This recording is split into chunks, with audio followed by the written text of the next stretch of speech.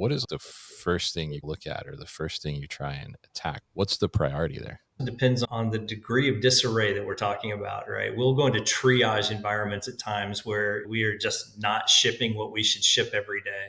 That's a slightly different animal. And my standard joke is the number one thing we tell people in that environment is stop. Just stop doing whatever the bad things are that you're doing now. And honestly, we spend the first few days just doing that, of cleaning up processes and stopping bad behavior. When it's more of a cost transformation or a service transformation where the building's operating and doing reasonably well, but not hitting the metrics we would hope for, in that environment, it starts usually with some level of accountability. It's how do we teach that the entire organization and every level in the organization has some accountability and expectation of what they go do every day. And what we have to do is, first of all, teach them what their job is.